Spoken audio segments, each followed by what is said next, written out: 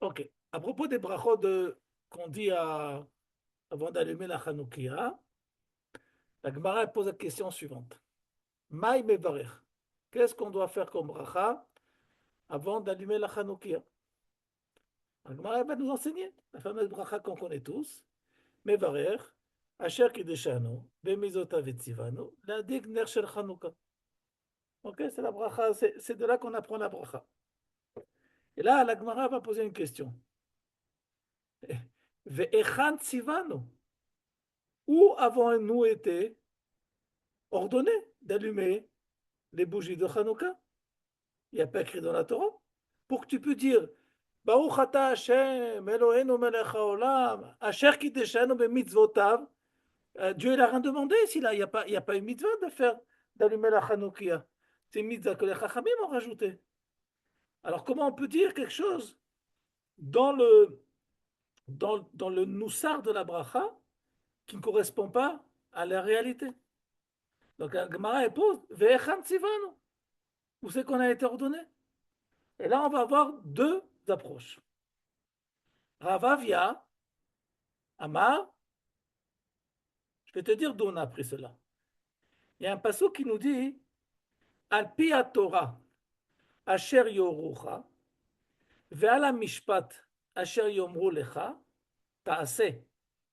Lo tasu min hadavar asher yagidu lecha yamin usmol. Il y a un passage dans Sefer Dvarim qui nous enseigne que quoi? Que la Torah elle-même, elle nous dit de quoi faire? D'écouter les enseignements du Bedin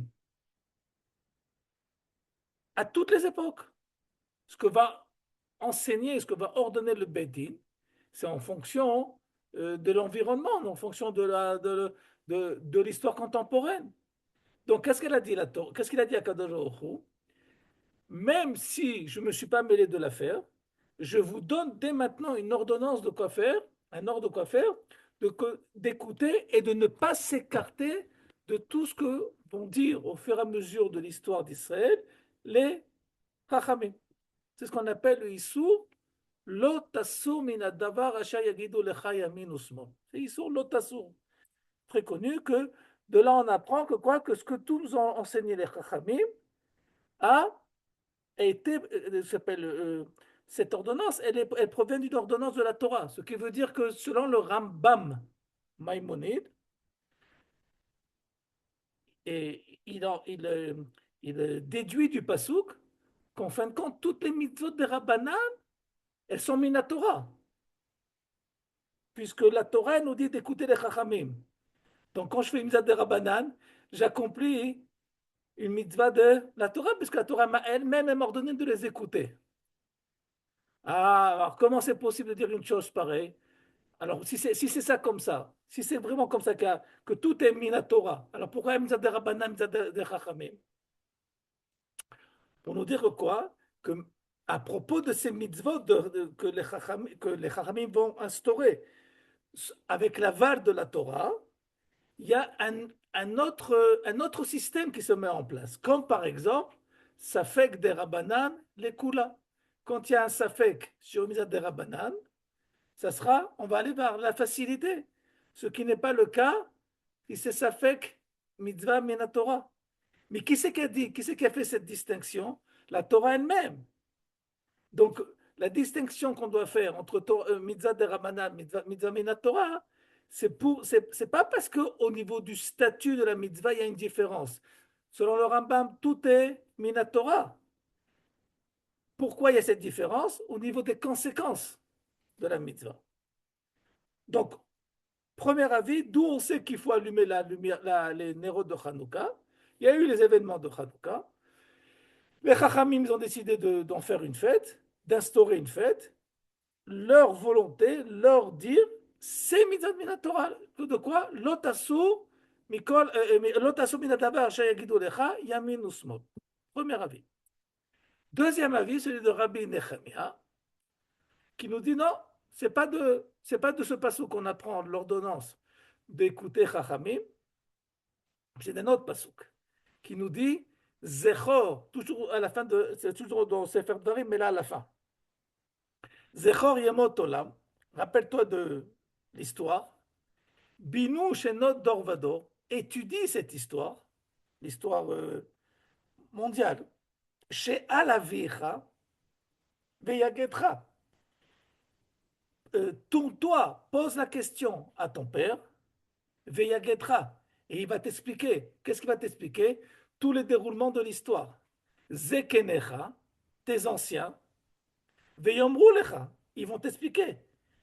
Qu'est-ce qui a fait que quoi? Que notre histoire nous a amené où on en est maintenant. Et d'après Rabbi Nechemia, Rav Nechemia, de ce pasouk, on apprend quoi?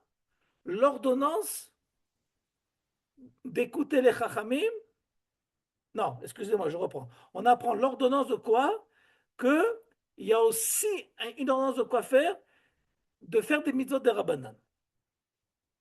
Alors le premier avis, il est clair. Le tasso, Mikol Asher Minadabar Asher Yagidu Lechayamin Usma, c'est explicite. Tandis que le deuxième avis, c'est pas évident qu'on parle du hipouïkoir, de la permission que la Torah a donné aux Chachamim d'instaurer des mitzvot que jusqu'à maintenant n'existaient pas. Alors comment le deuxième avis apprend ce qu'il apprend? Est-ce que la question est comprise? Le deuxième avis, on a affaire a priori à une analyse de l'histoire. Et le Passouk nous dit que lorsque un juif analyse l'histoire, pas l'histoire contemporaine, mais l'histoire en macro de tout ce qui se passe, de tout ce qui s'est passé au sein du Ham Israël, il faut se référer à qui? À nos ancêtres, grand-père, arrière-grand-père pour celui qui l'a, qui sont le lien avec les générations précédentes. Et quand on fait ce lien entre toutes les générations, on est censé comprendre ce qui se passe à notre génération. Donc celui, selon ce passouk, qui fait la jonction entre les différentes générations, depuis Moshe Rabbeinu jusqu'à Hanouka, puisqu'on parle de Hanouka, il est censé comprendre pourquoi la source de Hanouka, elle est dans la Torah. Et donc, encore une fois, tu pourras dire Asher Kideshanu Bemizotav et Tzivanu. Vous comprenez? Ou pas trop? Sarah, je suis pas sûr. Je suis pas sûre d'avoir compris. Tu n'as pas compris comment on appelle Non, ça veut dire, est-ce que le premier cas, c'est d'écouter comme on a la mitzvah d'écouter les chachamim et ce qu'ils instaurent, donc que ce soit de eux ou écrit dans la Torah de base, ça revient à la même chose, euh, à part à la fin, quoi. Si jamais il y en a un qui doit passer avant l'autre. C'est ça? Je n'ai pas compris la fin. Un qui doit passer avant La l'autre. J'ai pas compris. conséquence, la Ouais, conséquence la de la mitzvah conséquence, que voilà. vous avez dit. J'ai perdu le mot. Voilà. La différence, ça, c'est le premier cas, c'est ça? Premier cas, oui. Et le deuxième, c'est qu'on est censé comprendre pourquoi ça a été ordonné de par nos ancêtres, ce qui s'est passé au tout début. Alors, on se réfère à chaque fois à nos ancêtres, quoi. À nos ancêtres. Ça veut dire que celui qui est capable de voir dans son état, dans son étape historique au présent, quelles sont ses origines, pas ses origines à lui, mais les origines de l'événement qu'il est en train de vivre au présent. Quelles sont ses origines dans l'histoire de nos ancêtres qui sont sortis d'Égypte? Alors, de la même façon que je fais Pessah, ce que je suis en train de vivre maintenant, de façon contemporaine, et la continuité de Pessah. Donc, c'est la même ordonnance. C'est une fête à rallonge, à différents épisodes. Mais c'est à la condition que je suis capable de faire l'analyse, que je suis capable de quoi faire, de lier l'événement historique contemporain à l'événement de base de la sortie d'Égypte.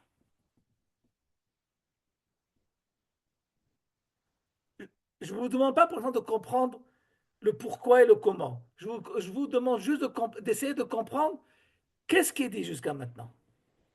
Et la question, elle n'est pas spécifique à Hanouka. Il y a plusieurs fois qu'on dit Oh, et voilà la question qu'il fallait poser, Esther.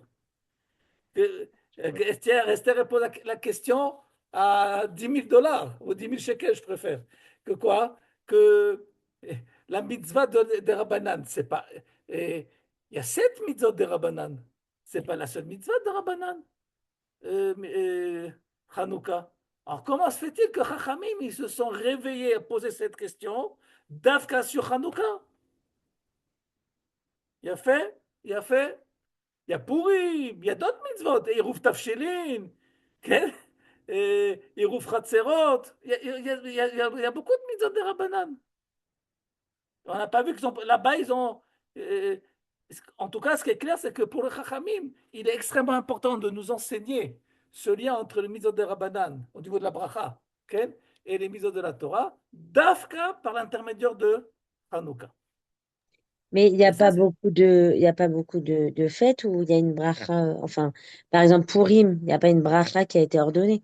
Il bien y a sûr, des la actions Megillah. qui ont été Et la ordonnées. Megillah. Bah, la Megillah. Ah oui, La la Megillah. Megillah.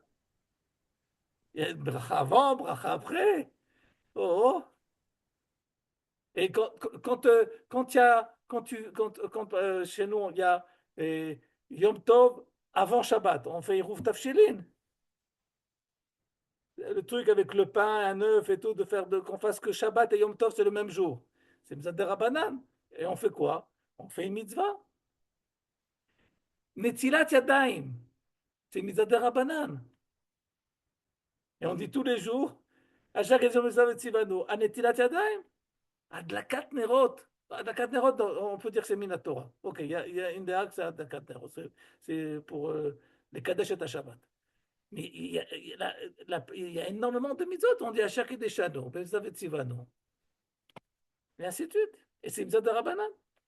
Alors pourquoi les Chachmei Talmud, ils ont voulu essayer, ils ont voulu nous faire passer ce message, justement, justement, par la fête de Hanouka. La question est claire? Alors maintenant, on va essayer de comprendre quelque chose qui est extrêmement important. Bémet, c'est quelque chose de très très important au niveau de notre vécu du judaïsme. Bereshit Rabbah. Midrash Rabbah sur le Sefer Bereshit.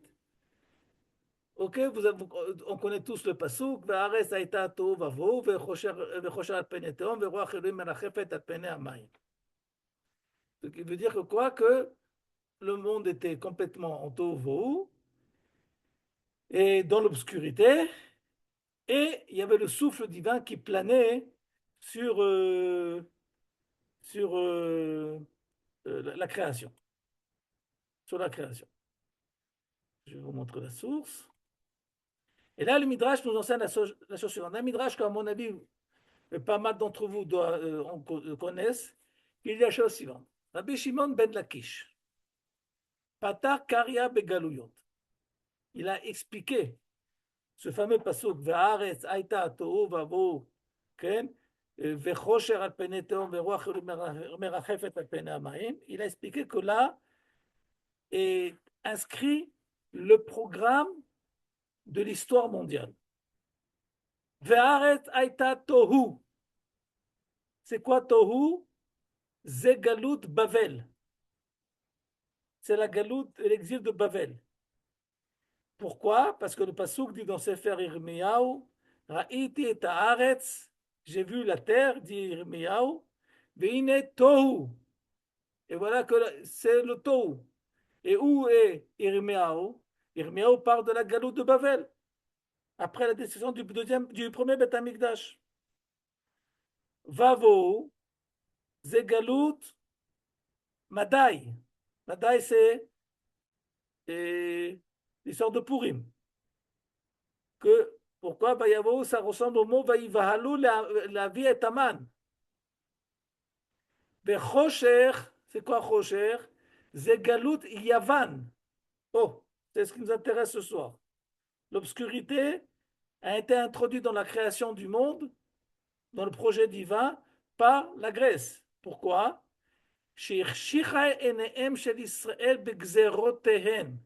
Parce qu'ils ont comment on dit ça en français, aidez-moi.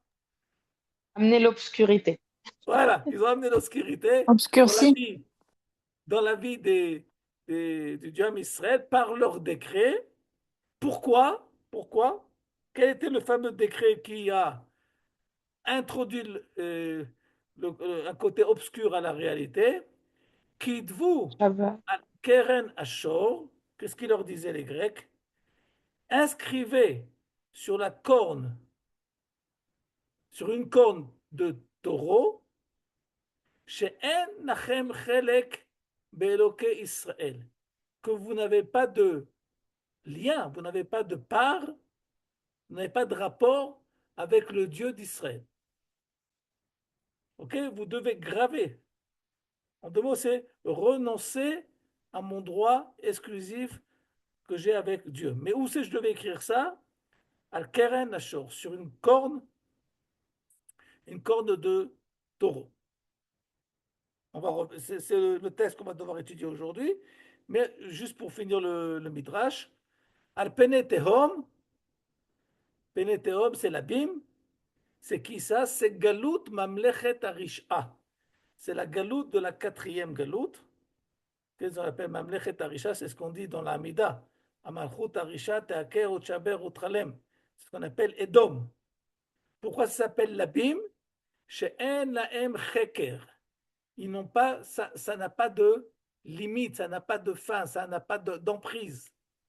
Kemo ateom, comme l'abîme. Ma teom azeh, eno cheker, af areshaim ken. L'exil de Edom, ok, on n'arrive pas, même au sein du Ham Israël, il y a une discussion, quand est-ce que ça finit? Beruach Elohim merachefet al penei hamayim, c'est quoi ce souffle divin? Le Midrash dit, Ze rucho shel melech hamashiach. Pour dire que quoi? Qu'à la fin de ces quatre malchouyot, on a affaire au dévoilement du Mashiach.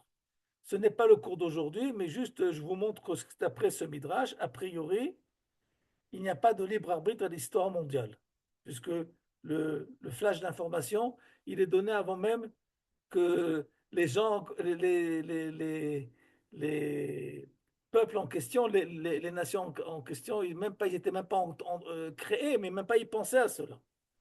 Bon, mais c'est un autre sujet par lui-même. En tous les cas, ce qui nous intéresse, c'est ça. C'est Verouach. Okay? C'est ça qui nous intéresse ce soir. Alors, on va essayer de comprendre qu'est-ce que vous voulez faire réellement. Parce qu'a priori, le décret de Yavan, c'est pas mortel d'écrire, d'écrire sur une corne de vache ou de taureau, excusez-moi, chez Enachem Chelek Beloke Israël. Ça a l'air un jeu presque. Qu'est-ce qu'il voulait dire par cela? Alors, regardez le Alanissim qu'on dit tous les jours maintenant, actuellement. Il y a le Nusach Ashkenaz qui est à votre droite. Et celui qui est en face, c'est le Nusach Sfaradi. Le Nusach Ashkenaz, on dit quoi? Bibi Matityahu ben Yochanan Kohen Gadol, Hashmonai, ובניו, כשעמדה מלכות יוון, הרשעה, על עמך ישראל, להשכיחם תורתך, ולהעבירם מחוקי רצונך. Qu'est-ce que ça veut dire, להשכיחם תורתך? Qu'est-ce que ça veut dire? Qui c'est qui peut traduire? Faire oublier la Torah. Bien fait. Au sein de qui? Le juif, Bien non? fait. Bien fait. Selon le Nusach Ashkenaz, c'est très bien traduit, le but de la Grèce, c'était tout simplement de créer un système d'assimilation. Que quoi? Que le juif se déconnecte de sa Torah, oublie son patrimoine. Ok? Regardez maintenant le Nusach des Sfaradim. בימי מתתיהו בן כהן גדול, חשמונאי ובניו, כשעמדה מלכות יוון הרשעה על עמך ישראל, לשככם תורתך. Qu'est-ce que ça veut dire là? Pour l'oubli de ta Torah, je sais pas. L'ashkiach chez les Ashkenazim, c'est causer que quoi? Que la Torah soit oubliée chez toi. en toi. Ça, c'est les Ashkénazim. Que dit le Nusar des Sfaradim?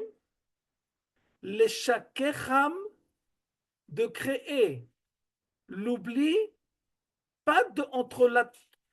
Comment je vais pouvoir dire ça? Les Shakecham Toratecha, que ils vont oublier, si vous voulez, que la Torah, elle aurait exclusive. Pas d'oublier la Torah, mais que la Torah, elle est uniquement pour eux. Que la Torah, dans ce monde-ci, elle ne se dévoile que par eux. Les Shakecham Toratecha, ça veut dire les faire oublier de la Torah.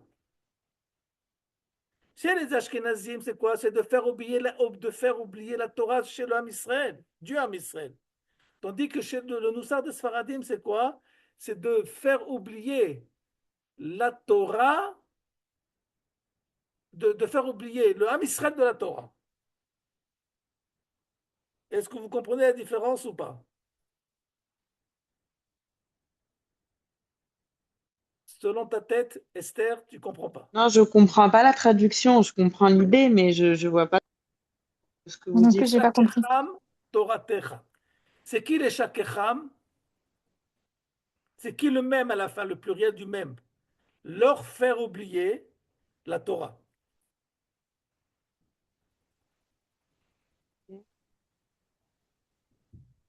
Ce- je reconnais qu'en français, c'est difficile à expliquer, alors je vais essayer de réexpliquer en français. En hébreu, c'est beaucoup plus simple. L'ashkiar, c'est ce qu'on appelle un if'il. C'est de créer une situation où la Torah s'oublie de nous. S'oublie de nous. Selon le Nusar Sfaradi, c'est pas que la Torah s'oublie de nous, c'est nous qui nous oublions de la Torah. Ce qui veut dire que les Grecs, qu'est-ce qu'ils veulent? Ils veulent la Torah sans Israël. Ils veulent la Torah parce qu'ils veulent toutes les, les cultures dans le monde. Mais ils les veulent sans le détenteur qui prétend être exclusif à cette Torah, qui s'appelle Israël, Selon les Sfaradim. selon le Nusar Sfaradi. Ce qui veut dire que, selon le Nusar Ashkenazi, la Grèce était contre la Torah elle-même. Elle voulait créer quoi? La disparition de la Torah par la déconnexion entre le Ham Israël et la Torah. Si le Ham Israël s'assimile, il n'y a plus de Torah dans le monde. C'est clair? Ça, c'est le Nusar Ashkenaz. Le Nusar Sfarad, il dit autre chose. Il dit non. Ce qui les intéresse chez les Grecs, c'est la Torah, mais sans le Ham Israël. Ils la veulent, cette Torah, mais ils la veulent au niveau global, que ça soit valable pour toute l'humanité, que ce soit un patrimoine mondial, universel. Mais en quoi les Maasé, on voit ça? Avant d'arriver à ta question qui est importante, est-ce que vous avez compris les deux différentes xérotes? Sarah, où tu en es? J'ai compris. Tu as compris? Bon, ça c'est. Et Esther? Pourquoi les Grecs, ils voudraient de la Torah? Je vois pas pourquoi ils voudraient une Torah. Oh, c'est la même question qu'elle a posée Bathsheba. Donc maintenant, on va rentrer dans le vif du sujet. Mais avant de rentrer dans le vif du sujet, est-ce que vous avez compris au niveau technique, qu'est-ce que dit une première xéra, qu'est-ce que dit la deuxième xéra? Je résume. La première xéra, selon la compréhension du Nusach Ashkenaz, si je crée une assimilation au sein du Ham Israël, j'ai éliminé la Torah du monde. C'est mon but. C'est quoi? C'est qu'il n'y ait pas de Torah dans le monde. Pourquoi? Parce que j'ai la culture grecque, ça me suffit largement. Je n'ai pas besoin d'autre chose. Je n'ai pas besoin de la concurrence qui s'appelle Torah. Ça me suffit la philosophie grecque. C'est clair? La première approche. Deuxième explication, selon le Noussar Sfaradi. Non, les Grecs, ils veulent toutes les cultures. Ils veulent que quoi? Que toutes les cultures deviennent patrimoine UNICEF, patrimoine de la culture mondiale. Mais c'est valable quoi? À quelles conditions? Que si ceux qui se disent détenteurs exclusifs de ces différentes idéologies soient écartés de cette idéologie. Quel est le problème des guerres dans le monde? C'est que les gens se disent détenteurs d'une idéologie. Si je transforme toutes les idéologies en un seul, on va dire, comment on appelle ça, en un seul monde, en une seule appartenance, alors toutes les cultures vont se réunir et, et sans aucune concurrence, parce que tout simplement, il y a la place à toutes les cultures sans qu'il y ait un détenteur de cette culture. Jusqu'à maintenant, c'est clair ou pas? Au niveau, au niveau du décrit des choses, la description des choses. Bathsheba, c'est clair? Dvorah, c'est clair, c'est bon? Ok. Alors maintenant, il y a la question de Bathsheba, la question de Esther. Et c'est quoi la conséquence de tout ça? Et pourquoi comme elle a dit Esther, qu'est-ce que les Grecs ils ont bien à faire de la Torah? Alors on continue.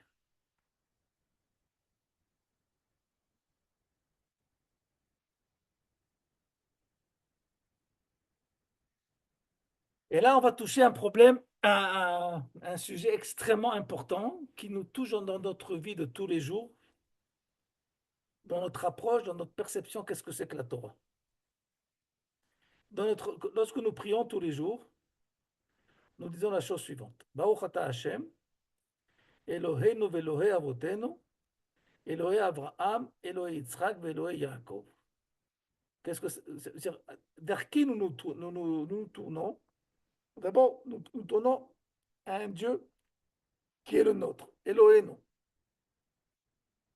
Ok, ça c'est la carte postale, si on peut dire. Ok, c'est le panorama.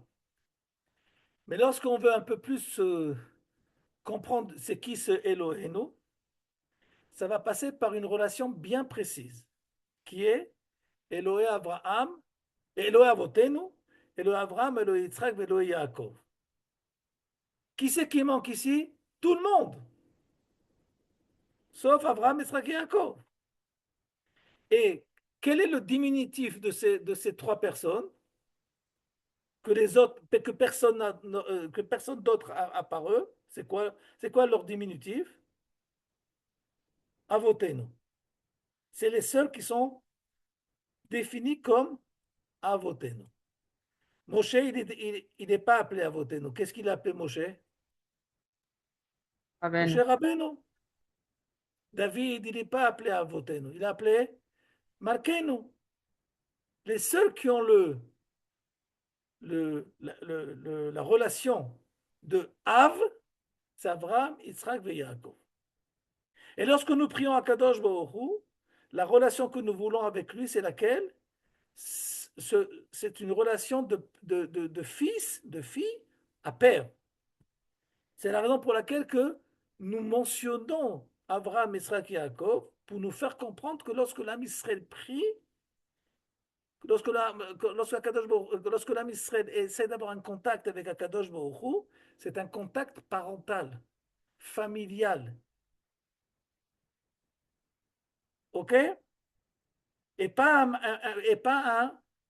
un contact universitaire ou écolier. Rav, Rav, ça passe, quand on parle de quelqu'un on dit Rav Ploni Almoni, on parle, quelle est la relation? C'est une relation d'enseignement. Ron ou pas? Et pourquoi on va chez les rabbinim? Pour étudier, pour apprendre, pour s'instruire. Ce qui n'est pas le cas chez nos parents. Chez nos parents, c'est sûr on apprend aussi beaucoup de choses d'eux.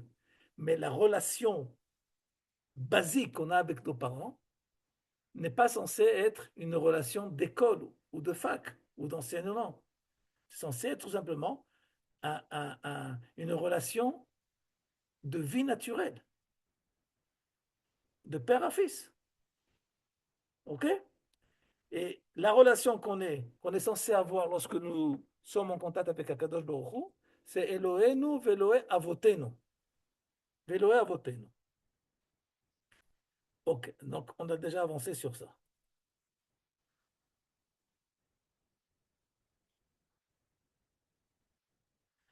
Après la faute du Vaudor, lorsqu'Akadosh Baruch Hu a proposé à Moshe Rabbeinu de détruire le Ham Israël et de créer par lui, par son intermédiaire, le nouveau Ham Israël, alors il lui a dit, je vais te transformer comme un grand peuple. Écoutez bien ce qui s'est passé. Une Gemara connue. Amar Rabbi Elazar, Amar Moshe Lifna Kadosh Baruch Hu, Ribono Shel Olam, Dieu a dit à Moshe, après cette proposition, Olam, Ribono Shel Olam, Uma Kise Shel Shalosh Raglaim, Eno Yachol La'amod, s'il y a une chaise à 3 pieds, elle n'est pas équilibrée. 3 pieds, c'est qui? Abraham, Yitzhak, Yaakov. La'amod lefanecha, Besha'at kasra.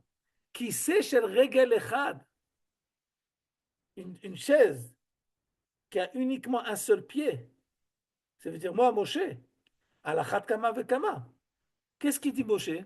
Si les shrut avot de Abraham, Yitzhak et Yaakov n'a pas suffi, a priori, parce que nous sommes après la faute du Vaudor, ne sera pas suffisant pour quoi faire? Pour sauver le peuple, tu vas me faire croire, tu vas me dire que quoi? Que si il va découler de moi un peuple, mon seul mérite pourra les accompagner à jamais. Si ça n'a pas réussi avec 3 personnes, il n'y a aucune raison que ça réussisse avec une personne. OK? Qu'est-ce qu'a voulu dire ici Moshe? Moshe Rabbeinu a voulu dire à Kadosh Baruch Hu la chose suivante. Le problème, ce n'est pas de 3 et 1. Le problème, c'est que je ne suis pas considéré en aucune façon comme Abba. Je suis pour l'âme Israël l'enseignant, Moshe Rabbeinu. Et créer un peuple qui a comme base une relation familiale ne passe pas par l'enseignement, mais par le côté parental des choses.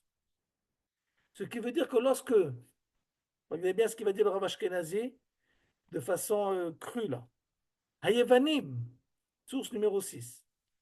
Lo itnagdu shetiye dat be'Israël kesha'ar hadatot. Les Grecs ne se sont en aucune façon opposés à ce que la religion juive ait sa place dans le monde. Non, au contraire.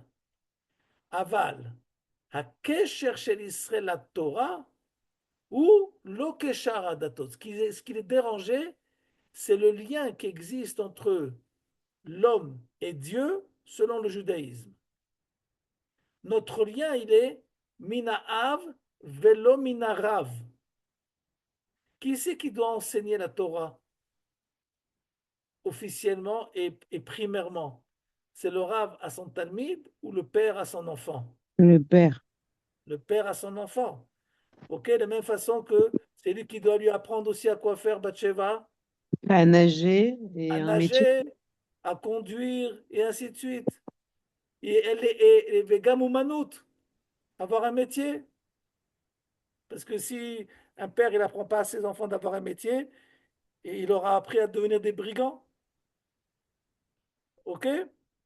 Donc, ça, on le fait parce que c'est quelque chose on va dire, presque instinctif parental, d'apprendre à son enfant à nager, de lui apprendre à lire, de lui apprendre à se débrouiller dans la vie. OK? Ça n'a aucune dimension, on va dire, religieuse qui provient d'un service religieux. Non, c'est tout simplement une relation naturelle. Et c'est la raison pour laquelle que celui qui doit réellement enseigner la Torah à son fils, parce que ce n'est pas quelque chose de religieux, c'est le père à son fils. Et quand le père, il n'est pas naturellement le père, parce qu'il ne s'y connaît pas, et parce qu'il peut-être qu'il n'a pas de relation avec ses enfants, et ainsi de suite, pour mille et une raisons, donc qu'est-ce qu'il va faire? Il va prendre un shaliach qui va accomplir sa mitzvah en tant qu'envoyé. Mais c'est un matzav anormal, c'est une situation anormale. La situation normale, c'est que la transmission de la Torah se passe de père en fils, de génération en génération, par relation parentale naturelle. Lorsqu'on utilise des rabbins pour transmettre la Torah, c'est une situation artificielle de la transmission de la Torah. Et ce que, ce que, ce que n'acceptaient pas les Grecs, c'est que ils ne, avant cela, avant de dire ce que les Grecs n'acceptaient pas. Et pourquoi c'est tellement important de comprendre cela? C'est parce que lorsqu'on enseigne à différentes personnes, on n'est pas censé connaître les finesses de la personne que j'ai en face de moi. Ça veut dire que j'enseigne, je fais passer des connaissances, mais sur quoi je vais devoir mettre l'accent ou ne pas mettre l'accent? Sur quoi plus insister ou moins insister? Sur quoi bien ne pas parler parce qu'il y a des sujets que peut-être cette personne, pour mille et une raisons, ne peut pas pour l'instant écouter. Ou le contraire, il y a certains sujets que je vais devoir peut-être rajouter pour cette personne parce elle avance plus que d'autres. Ça, ça, ça, ça demande un niveau de père à fils, de mère à fille. Parce que lorsque vous parlez à vos enfants, même si vous avez, on va dire que le côté standard des choses, c'est que vous leur parlez de façon différente. Vous ne leur parlez pas des mêmes sujets et vous ne mettez pas l'accent sur le même accent sur toutes les choses. Parce que chaque enfant, à vos yeux, a besoin de différentes choses, d'une relation différente, en fonction de qui il est, où il en est, qu'est-ce qui s'est passé dans la journée, et ainsi de suite. Mais qui c'est qui peut faire ça, normalement? Seulement les parents, les profs, les rabbins, c'est le corps enseignant dont fait partie les rabbinim. Quand ils ont une classe de 15, 20 personnes, même 3, 4, 5, ils ont, d'abord techniquement, ils n'ont pas forcément le temps à cela, mais à part ça, ils n'ont pas la possibilité de connaître la personne parce qu'ils ne vivent pas avec lui. Qu'est-ce qu'ils connaissent de lui? Ils connaissent son comportement et la relation dans les quatre murs, entre les quatre murs de la classe ou du Beth Midrash, et ainsi de suite. Mais comment ça se passe tous les jours lorsque les frères et sœurs font la queue à la douche, où il faut aider dans la cuisine, aux tâches de la cuisine et ainsi de suite? C'est pas ça.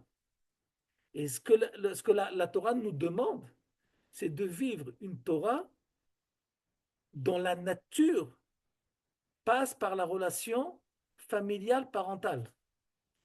Et dès que et ça ne s'appelle pas de l'enseignement, ça s'appelle la transmission. Dès que cette transmission ne va pas pouvoir se faire, on passe à une autre échelle qui s'appelle l'échelle de l'enseignement. Et l'échelle de l'enseignement, si on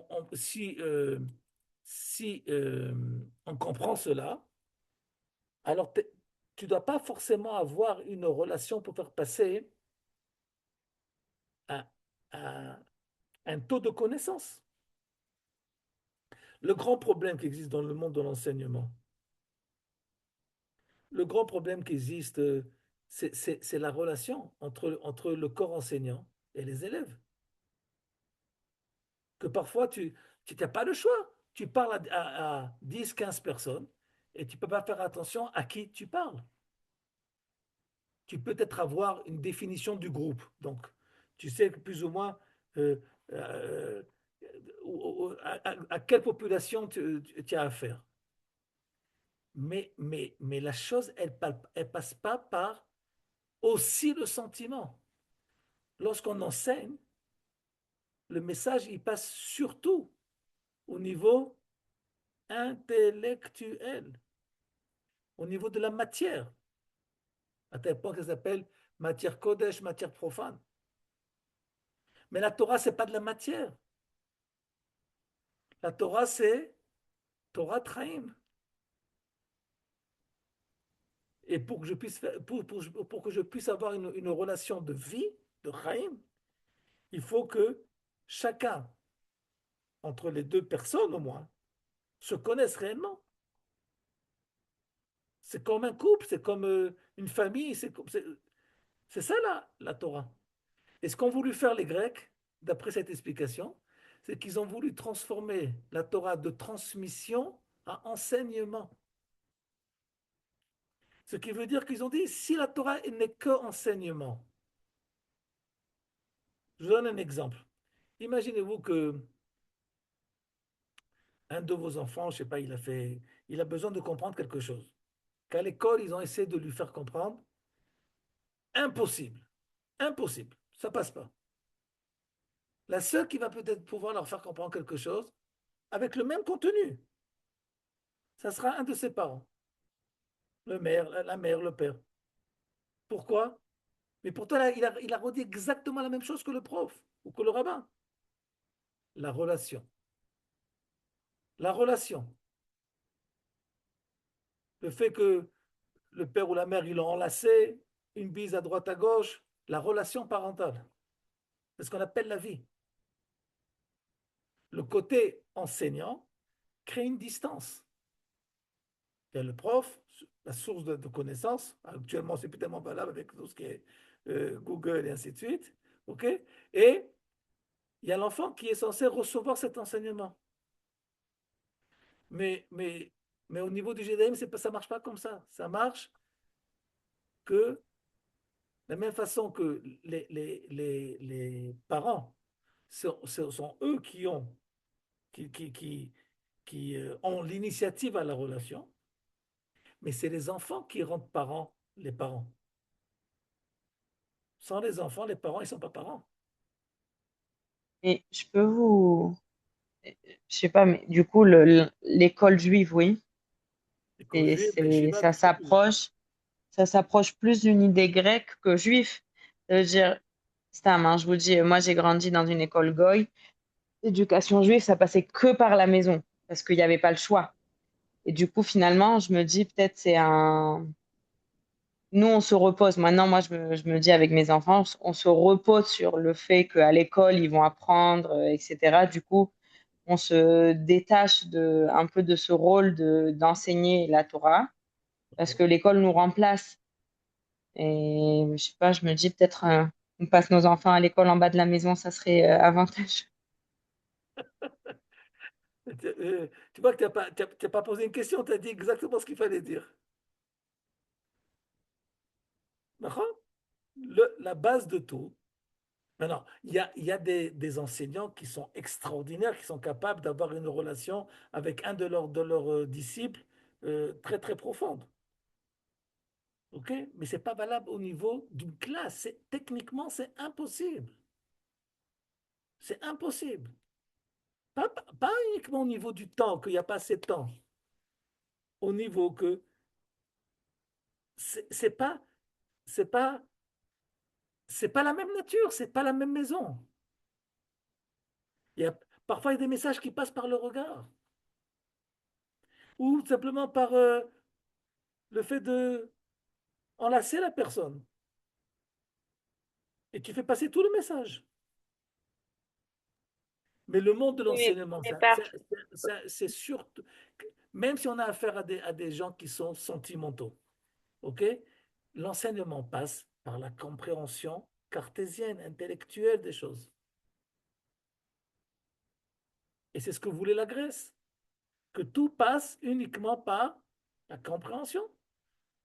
Quelle différence entre la philosophie grecque ou la philosophie chinoise ou hongroise ou juive?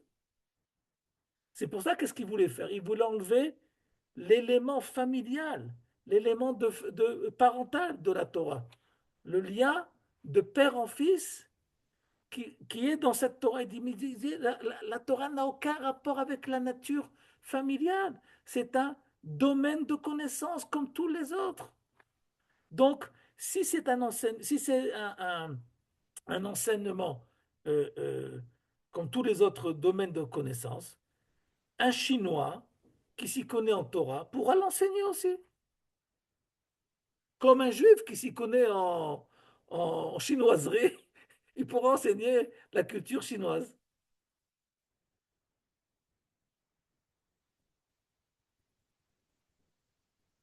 Et c'est ça le malheur de la Grèce.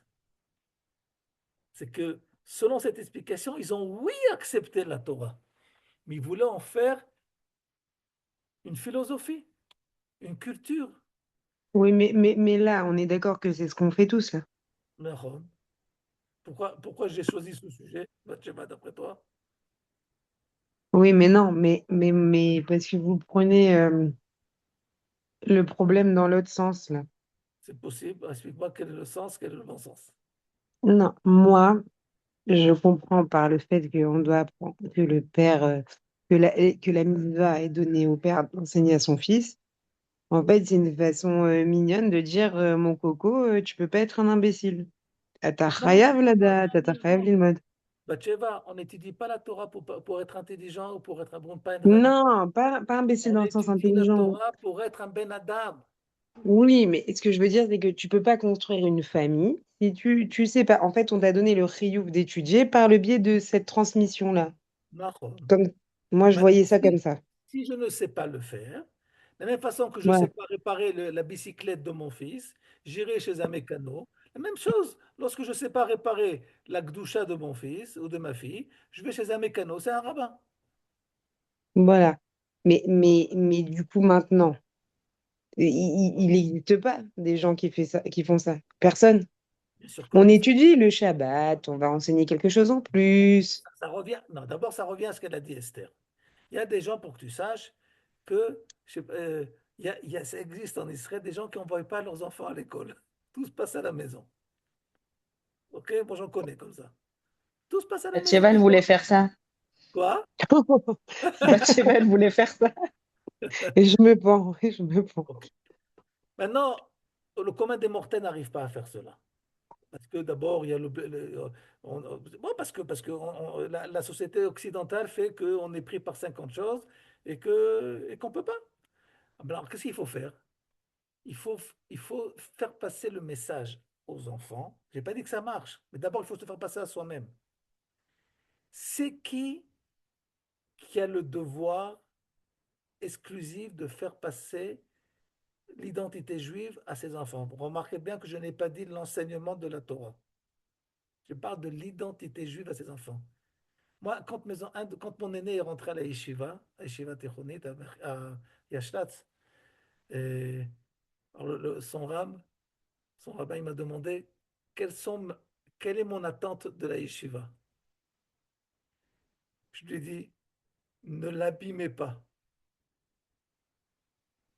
C'est tout ce que je vous demande. L'abîmez pas. C'est très simple. Parce que beaucoup de problèmes dans l'éducation, surtout à notre génération, provient que la Torah, c'est comme des maths. C'est comme de la géographie.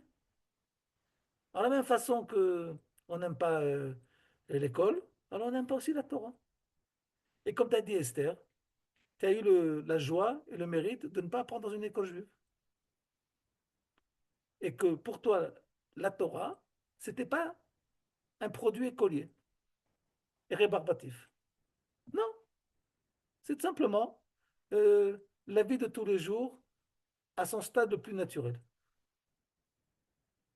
Mais c'est comme ça que les choses devraient se passer, normalement.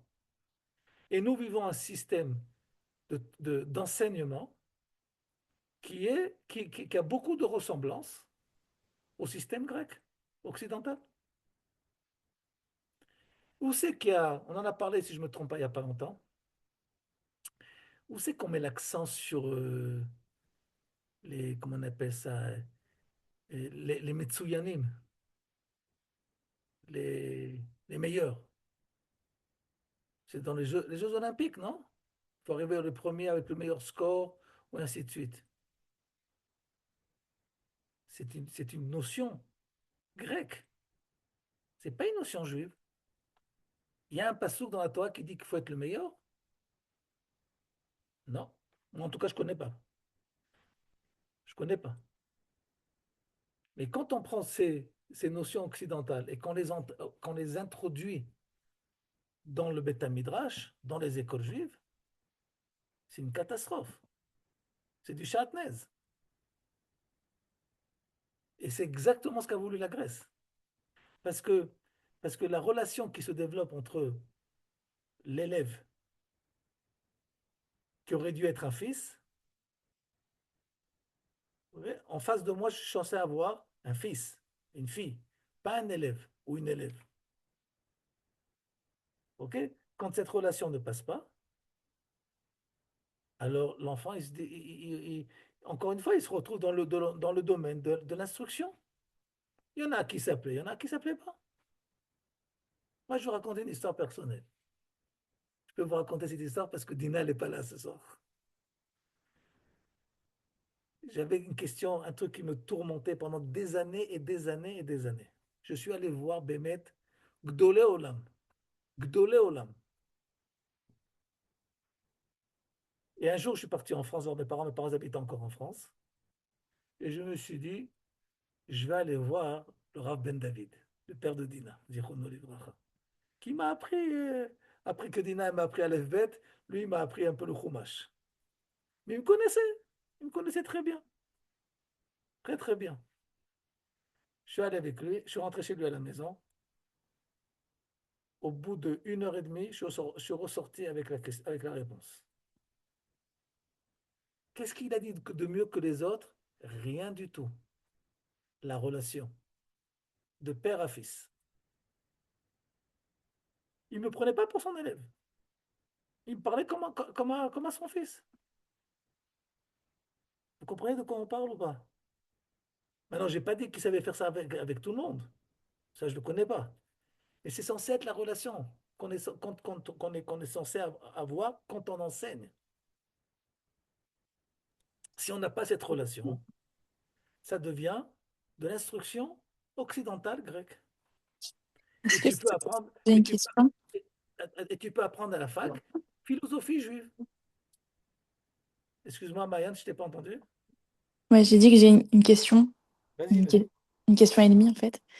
Alors la question d'abord, c'est que j'arrive pas à comprendre qu'est-ce qui dérangeait tellement les Grecs dans cette transmission de la Torah qui est plus que juste l'enseignement. Qu'est-ce qui les dérangeait tellement? Et j'ai une demi-question, parce que j'ai entendu il y a pas longtemps que je connaissais pas, qu'on dit que c'est pas bien qu'un père enseigne la Torah à sa fille. Il y a un truc comme ça, que Kola Melamed Bito et Torah, Keilu Melamed Ah, Otati Flous, un truc comme ça. ok, c'est bon. Voilà, Maintenant, j'ai voilà. compris la question. Maintenant, j'ai Donc, compris. voilà. Donc, j'aurais bien aimé comprendre les deux, si possible. Bon, voilà. On va vite répondre à la question numéro 2, parce que parce qu'elle n'a pas vraiment de rapport avec notre cours ce soir, parce que ça, c'est un sujet extrêmement important qui demande un cours ou deux ensemble pour. Il y a écrit dans la Gemara que tout celui qui enseigne Torah Sheba'al Peh à sa fille, c'est comme s'il il lui raconte des bêtises et des sottises, tiflout. OK? Et donc, de là, il y a toute la polémique. Est-ce qu'actuellement, on a droit d'enseigner la Torah, puisqu'on voit qu'il y a les michlalot et les midrashot, et ainsi de suite. Mais on ne parle pas qu'un père, il a un problème d'enseigner à sa fille. Le problème, c'est qu'est-ce qu'il enseigne. Donc ça, c'est un sujet à part. Est-ce que cette Gemara, elle est encore valable à notre époque? La plupart des décisionnaires, ils disent que non, puisque on voit que de partout, les femmes étudient la Torah. Quelle Torah, combien de Torah, ainsi de suite. Bon, ça fait partie ça s'appelle de l'élaboration du sujet qu'il faut étudier un jour si vous voulez. Mais ça- j'ai répondu rapidement. Actuellement, on peut étudier la Torah, mais ce n'est pas qu'il y a un problème de relation entre le père et la fille. Non, le père doit enseigner la Torah à tous ses enfants. Et entre parenthèses, euh, ça ne veut pas dire que la mère, elle n'a pas de mitzvah d'enseigner la Torah à ses enfants. C'est que, je, je vais dire quelque chose de très simple. La mitzvah, elle a été donnée à l'homme parce que s'il n'avait pas eu de mitzvah, c'est fort possible qu'il n'aurait jamais rien fait de ça. La femme, tu n'as pas besoin de lui rappeler qu'elle doit enseigner la Torah à ses enfants. C'est évident. Mais comme les hommes, en général, ils ont la tête autre part, aux affaires, ils se passent à l'extérieur, et ainsi de suite. Donc, il a fallu les cadrer, leur dire, vous avez une mitzvah. OK? Bon. Alors, pour en revenir à ta première question. La question, c'est comme on avait étudié dans le Kuzari. Et là, on va refaire le lien avec ce qu'on a étudié dans le Kuzari. Le philosophe en question, je ne sais pas si vous vous rappelez, il a parlé d'un Dieu qui n'a pas de personnalité, mais qui est une idée, un concept. Vous vous rappelez de ça ou pas? C'est quelque chose qui est complètement anonyme. Et donc, avec les concepts ou les idéaux, il n'y a aucune relation qui peut se construire, puisque pour qu'il y ait une relation, il faut qu'il y ait d'abord un genre humain. Il y a une volonté qui est derrière tout cela. Mais une relation humaine avec des axiomes, ça n'existe pas. Je consomme, je réalise, j'utilise des, des modes de pensée, mais je n'ai pas de relation où j'écoute, où je me fais écouter et vice-versa. Nous, ce qu'on cherche, c'est pas mashu, quelque chose, mais on cherche mishu. On cherche un ratson. Tout le problème de notre philosophe chez le Kuzari, c'est que, comme il a dit, les concepts en eux-mêmes n'ont pas de volonté. Parce que le concept en lui-même, il est complètement fini, et conçu, et terminé, et plein. Shalem. C'est moi qui suis en problème vis-à-vis de lui. Lui, il n'attend rien de moi. Moi, que lui, que je comprenne ou que je ne comprenne pas, le concept de la justice, de l'honnêteté, que je le comprenne ou je ne le comprenne pas, ça lui a fait quelque chose dans sa vie, si on peut dire, à ce concept, dans sa définition. Ça n'a rien touché à sa définition. Tandis que si dans une relation humaine, il y a quelque chose qui cloche, que je ne te comprends pas ou tu ne me comprends pas, ou on se comprend à moitié, le fait que nous vivons ensemble, comme par exemple pendant ces rencontres qu'on fait une fois par semaine, si vous ne comprenez pas, ou ainsi de suite, il y a une interaction qui fait que chacun d'entre nous investit plus de volonté pour progresser. Et sa progression, c'est la progression du groupe. Ce qui n'est pas valable pour le concept. Le concept, il ne progresse pas, il est déjà établi, fini, réfléchi. C'est moi qui bouge par rapport à lui. Ni lui, lui tout va bien pour lui. Mais quand on parle dans le monde de la volonté, il faut que derrière ces volontés, il y ait une personnalité. Et ce qui m'intéresse dans la Torah, c'est pas la mitzvah, c'est celui qui a ordonné la mitzvah. On l'a expliqué la semaine dernière. Le but de la mitzvah, c'est pas la mitzvah. Le but de la mitzvah, c'est la relation que je vais enfin dévoiler qui se cache derrière cette mitzvah, qui est l'ordonneur, le créateur. Kadosh Baruch Hu, il m'a dit, quand tu joues avec moi à cache-cache, sache qu'il y a 613 moyens de me découvrir. J'ai 613 cachettes. Donc, le but, c'est pas que j'ai découvert, que j'ai utilisé la cachette. Le but, c'est de découvrir qui se cache derrière tout ça. Ah, donc, ce qui m'intéresse, c'est papa, c'est Avinu. Avinu, c'est ça qui m'intéresse. Parce que lorsque un enfant, il essaie de progresser avec ses parents, il essaie de comprendre qu'est-ce qu'ils veulent. Et le père est censé aussi comprendre où il en est son fils ou sa fille, et pourquoi ça marche pas ou ça marche à moitié. C'est des compréhensions de volontés différentes. Et c'est ça la Torah. Et c'est ce que n'ont pas voulu les Grecs.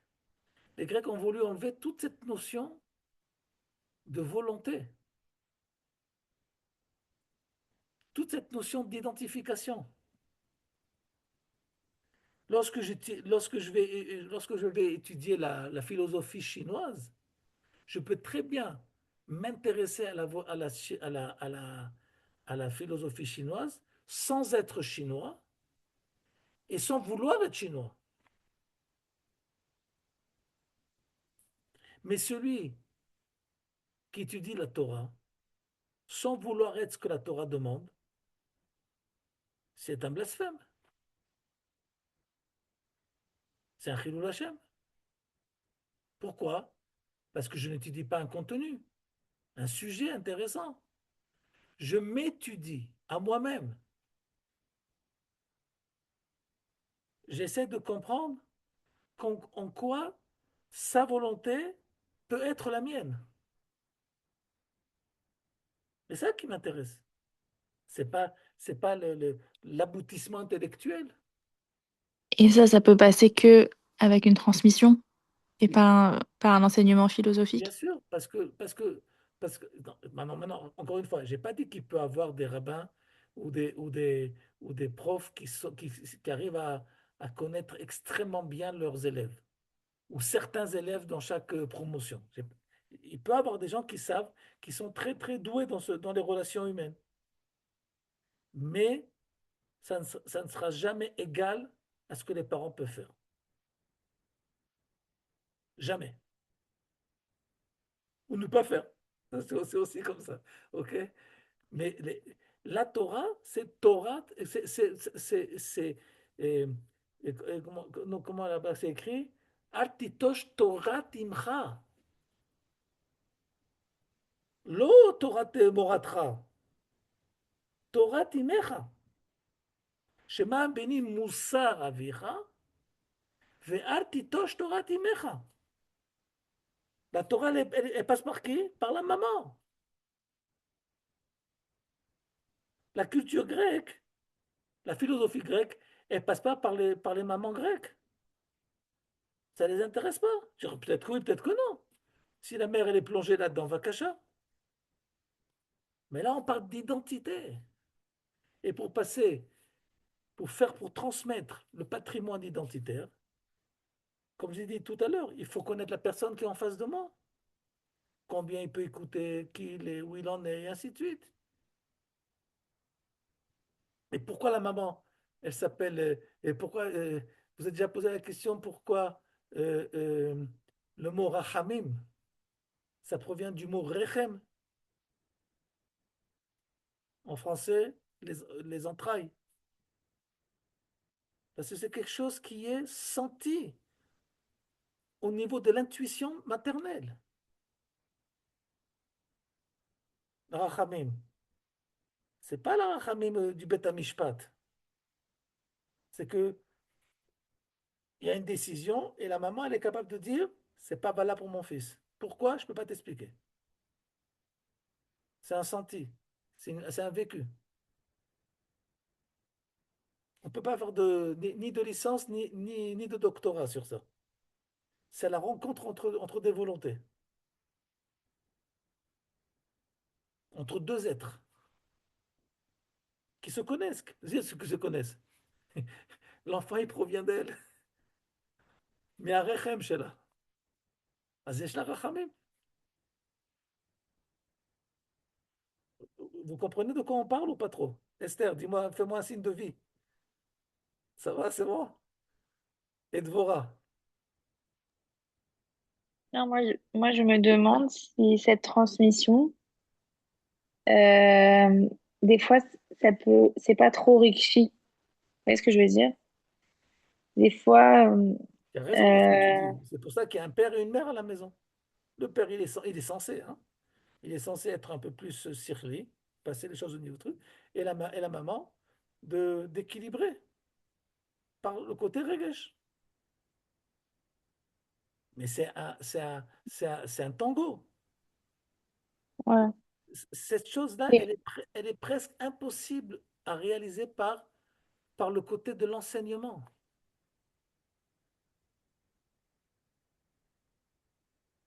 Parce que c'est trop technique, vous dites. נכון? נכון? Hmm.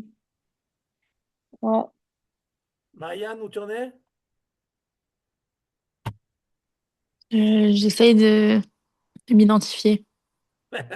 Hmm. Ça veut dire qu'en fait, le rôle d'une mère ou du parent, ce serait d'accompagner l'enfant à trouver Dieu derrière les mitzvot et pas juste lui enseigner les mitzvot. Bien sûr, Euh, bien sûr. déjà, techniquement, on pourrait étudier par exemple les mitzvot, les halachot, etc. à l'école et à la maison prendre cet enseignement et l'amener l'étape plus loin, peut-être. Et techniquement. Mais je vous pose une question. Je vais vous poser une question sérieuse. Si un jour vous avez un de vos enfants qui s'en sort pas à l'école, pas en maths, en Torah, il s'en sort pas. Il n'accroche pas. Ok, et le prof, bon, vous lui avez parlé une fois, deux fois, trois fois. Ou ça, c'est peut-être qu'il est impeccable, mais ça passe pas. Ça passe pas, il n'y a pas d'atome crochet avec tout le monde. Qu'est-ce que vous faites? Maintenant, il est 9 mois avec 9 mois, 10 mois, 10 mois, 8 heures par jour avec ce bonhomme. Qu'est-ce que vous faites? C'est comme si vous avez appris, vous avez pris votre enfant, vous l'avez inscrit dans un cours pour apprendre à nager, et il revient de là-bas catastrophé. Qu'est-ce que vous faites? Vous changez de prof, qu'il apprend à nager autrement. Vous avez essayé, il y a deux, ça marche pas avec d'autres aussi. Alors, qui c'est que maman qui est censé lui apprendre à nager? C'est vous. C'est vous qui êtes censé lui apprendre à nager, non? C'est parce que vous n'avez pas le temps, vous ne savez pas nager ou je ne sais pas quoi, que vous avez pris un prof à votre place. Maintenant, si vous avez essayé toutes les profs de Jérusalem, il n'y a aucun qui lui va. La misère de lui apprendre à nager, elle a disparu ou elle existe toujours? Elle existe toujours. Qui c'est qui va devoir la réaliser?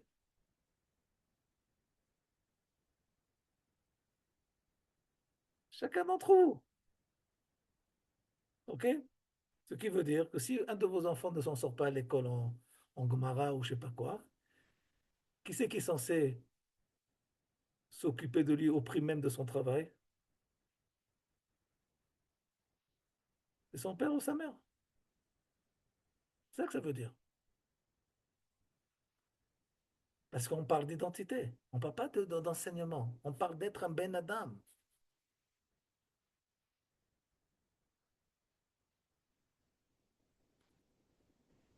Sinon, on est tous des Grecs.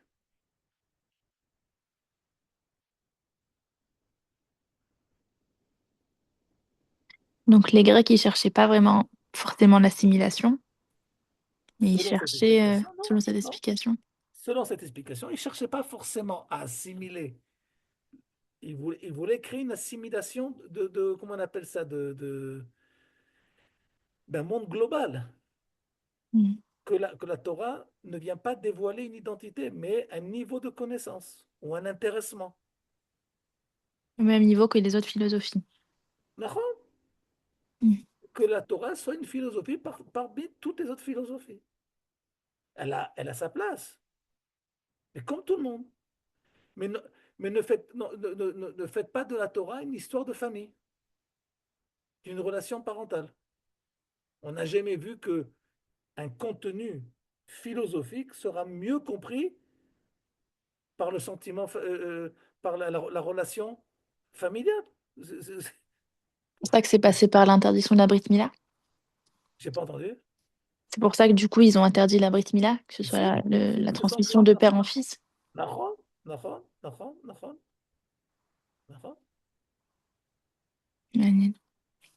Mais moi, ce qui m'intéresse ici, c'est de nous montrer à nous-mêmes à combien nous sommes influencés de cette culture. Même dans le monde qui se disent le monde de la Gdusha. Mais alors, Normalement. comment ça marche dans les très grands yeshivot? Ça veut dire quoi? Comment ça marche? Ça marche Mais ça marche non, ce c'est qui est, l'enseignement. Nahon, ça marche par l'enseignement, mais le Rav en question, la rabbinite en question, ce qui est censé être leur centre d'intérêt, l'unique centre d'intérêt, c'est pas le passage de la connaissance, mais par la construction de l'identité. Mm. Une fois que l'identité elle est établie, plus ou moins, le type il progresse tout seul. On croit que plus on apprend des choses au niveau quantitatif, plus on est plus que ce qu'on est, ce qu'on doit être. Non, c'est faux. Le but, c'est pas de connaître. Le but, c'est. Il y a un mitzvah d'être un mitracham. Il n'y a pas de mitzvah dans la Torah d'être un mitracham. Il y a un mitzvah de l'ilmot Torah. Combien? Chacun ce qu'il peut faire, chacun ce qu'il arrive à faire. Mais tout ce niveau de compétition c'est comme on appelle Tselem Baïchal. C'est introduire l'idole grecque dans le Beth Amikdash.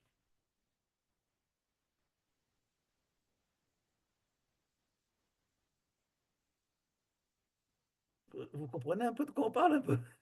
Et, tout, et je vous rappelle qu'actuellement, je sais pas, parce que moi Baruch Hashem, je veux dire, comment se passent les shidduchim à droite à gauche? Ils se passent en fonction de. Viens, on vérifie si les gens ils correspondent entre eux au niveau de leur volonté, au niveau de leur être, ou les shidduchim ils passent par, on va dire, un diroug, comment on appelle ça en français, un diroug. Un, Classement. comment t'as dit? Classement. Classement. Classement, non? Ah, classement. Ok. Oui. Classement de connaissances de Torah. Il apprend dans telle yeshiva, donc il peut se marier avec telle fille, et ainsi de suite. C'est de la graisse à 300%, à 1000%, ça. C'est de ça qu'on parle.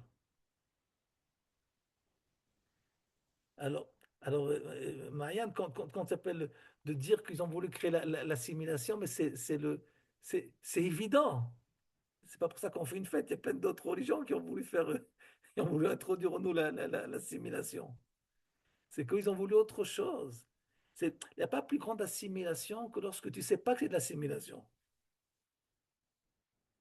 De vivre la dimension de la Metsuyanoud et d'être le meilleur et la compétition au sein de la Torah, au nom de la Torah, tu as l'impression que tu es un Oved Hashem. Il y a des yeshivot où la bourse, elle est en fonction de la note que tu vas recevoir à l'examen de la semaine.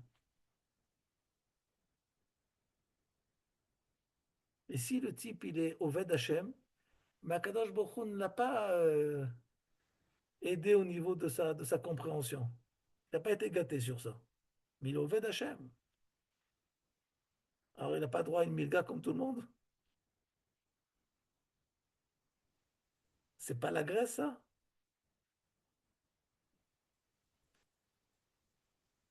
Il faut faire attention dans tout ce qu'on fait vis-à-vis de nos enfants, aux petits-enfants, de savoir si ce qu'on véhicule, ce qu'on leur fait passer, est-ce que c'est de la connaissance ou de l'identité.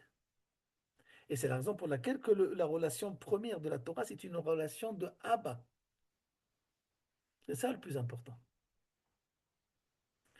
Entre parenthèses, le papa, il peut se tromper. La maman, ils peuvent se tromper. Un prof qui se trompe, c'est la fin du monde.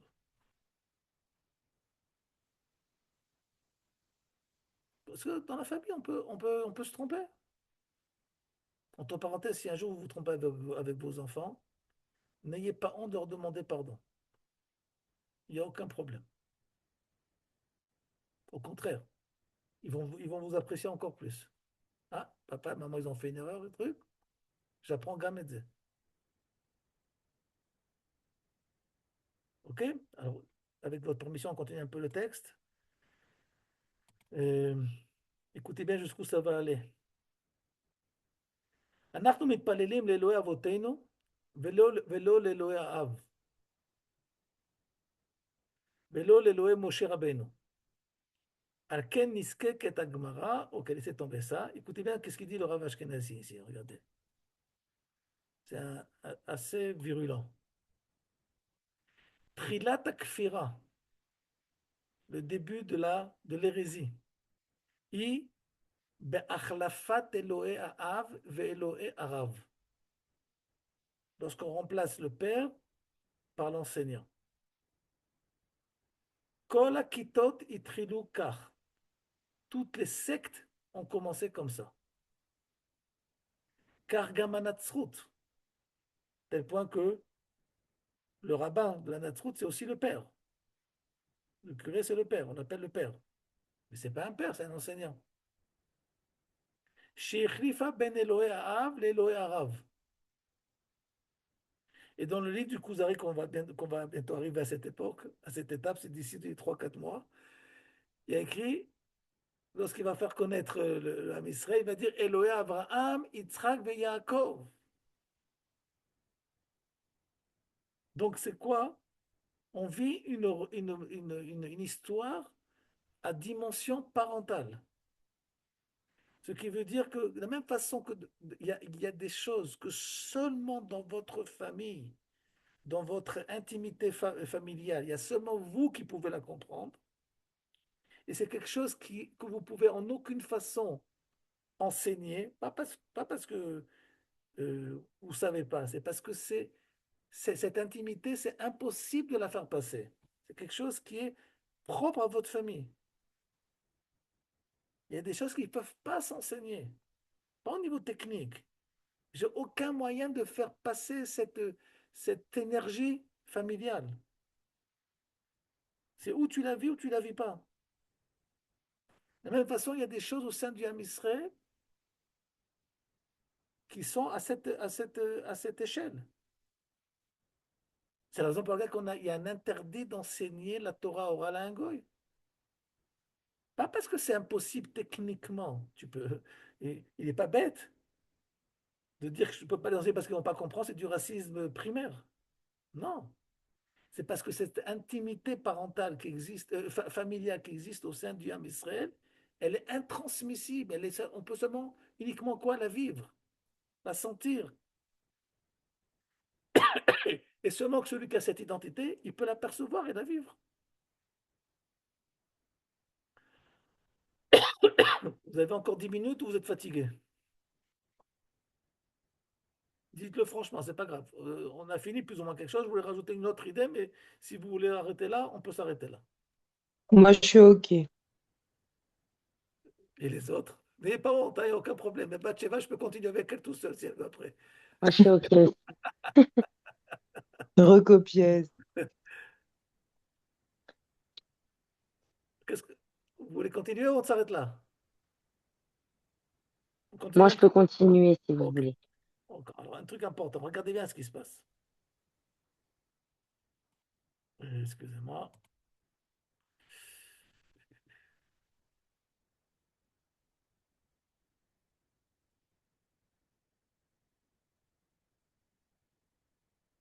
Le pasuk dit dans Sefer Shmot, והבאתי אתכם אל הארץ אשר נשאתי את ידי לתת אותה לאברהם, יצחק ויעקב, ונתתי אותה לכם מורשה אני השם. Lorsque Dieu a envoyé Moshe à Pharaon, dans 2-3 semaines on va dire ça, qu'est-ce qu'il dit? Non, excusez-moi, lorsque Moshe va être envoyé au Ham Israël, qu'est-ce qu'il va dire au Bnei Israël? והבאתי אתכם אל הארץ, je vais vous amener sur la terre, Asher Nasati et Tiadi, la tête d'homme, je me suis engagé à vous donner. À qui je me suis engagé? L'Avram, Yitzhak et Yaakov. Benatati, ota lachem, et je vais vous la donner. Moracha ani Hashem. C'est un engagement divin. Ora Chaim Akadosh, Rabbi Chaim Ben Attar, il y a 270 ans en arrière, et qui pose la question suivante. Cacher ce passouk extrêmement difficile. Pourquoi? Cacher qui dit vrai El Elyon, Divro Taor. Tout ce que dit Dieu, c'est Taor. Ki yotze Mitzrayim, emma nechnasim laaretz. Qu'est-ce qu'il leur a dit dans le Passouk? Il leur a annoncé que ceux qui vont sortir d'Égypte, ils vont rentrer en Eretz Israël. Dirtiv והבאתי אתכם אל הארץ ולא מצינו שכן היה. Il dit le Rachaim Akadosh. Mais on connaît l'histoire, que ça ne va pas passer comme ça. Ils sont tous morts dans le désert. Alors comment Dieu a pu s'engager de quelque chose qu'il n'a pas respecté? C'est assez surprenant que Dieu n'a pas respecté son engagement. Seulement qui c'est qui est rentré? El Ve'et Benehem et Vishama. Aval Kol Dor Yotze Mitzrayim, tous ceux qui sont sortis d'Égypte, mais Ben Esrim Shana Vamala, Nafshu Pigrem Bamer, ils sont tous morts dans le désert, tous ceux qui avaient entre au-dessus de 20 ans. Et la question va être encore plus forte. Qu'en quoi? Qui dit le mot lachen, c'est un engagement divin. Donc il y a aussi une promesse. C'est pas simplement qu'Akadosh Baruch Hu, il a parlé comme ça, mais il s'est engagé. Alors, même s'il y a eu cette faute, Dieu ne peut pas transgresser son engagement. Et écoutez bien ce que dit ici le Rachaim Akadosh. Véniré. Qui mekor ha-chokhma nitrakem al kushi azo. Pour répondre à cette question qui est difficile, il dit, le pasouk a été écrit d'une certaine façon. Mais Kodem Omro, avant qu'il ait dit, Ve'eveti etrem, Amar, Vida'atem ki ani Hashem amotzi etrem eretz Mitzrayim. Qu'est-ce qu'il a dit le pasouk?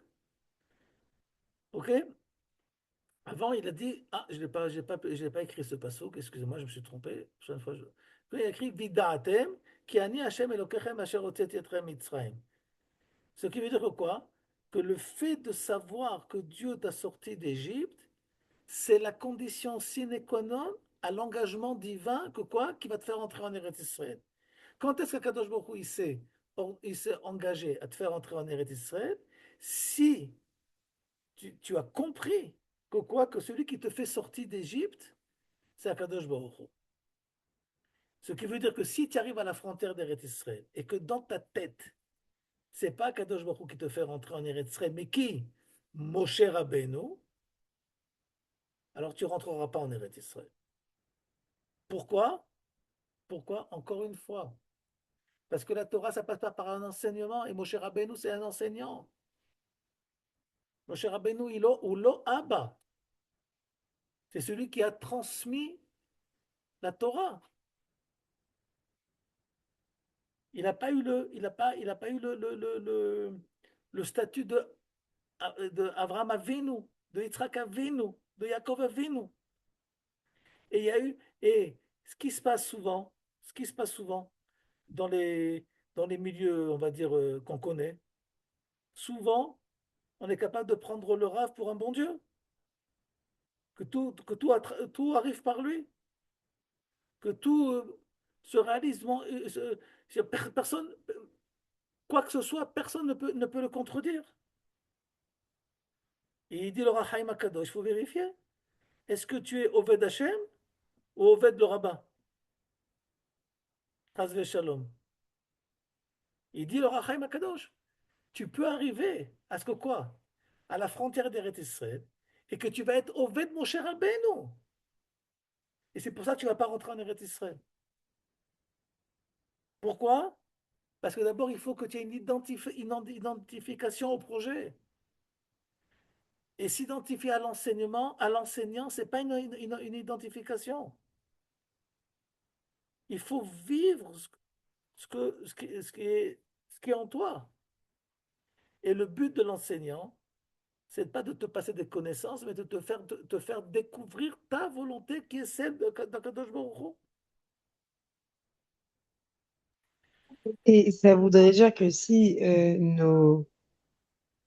nos parents ou nous en tant que parents, alors on n'est pas ou nos parents sont pas des Talmidei Chachamim, aval, ils ont ce message-là ancré en eux qui peuvent faire passer.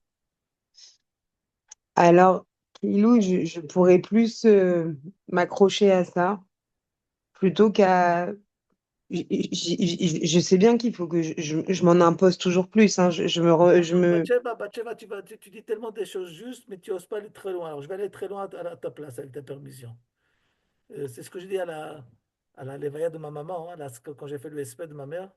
J'ai raconté que quand j'étais à l'Yeshiva, après plusieurs années, je suis allé voir le Rosh Yeshiva et je lui ai dit quelque chose. Et que j'ai redit à la levaya, au SP de ma mère. Je lui ai dit au Rav, écoutez bien ce que je lui ai dit. Je lui ai dit, à la Yeshiva, j'ai appris, Baruch Hashem, euh, un niveau de connaissance. J'ai j'ai reçu beaucoup d'enseignements, mais l'identité, je ne l'ai pas eu à la yeshiva, je veux dire. L'identité, je l'ai eu à la maison, chez mon père et chez ma mère. Et ça, je n'ai pas appris de la yeshiva. C'est ce que tu as dit Esther aussi. L'identité, ça passe à la maison. Ma maman, en Zichona Livracha, quand on habitait en France, je racontais ça aussi, elle n'acceptait pas, mais de façon, waouh, c'était un combat pour elle. Parce moi, j'étais aussi à l'école Goy. On n'avait pas le droit d'amener un enfant, un copain Goy à la maison. Interdiction totale. À la maison, les copains Goy, c'est pour l'école. À la maison, c'est interdit. Pourquoi la maison, c'est la famille. Et il ne fait pas partie de notre famille.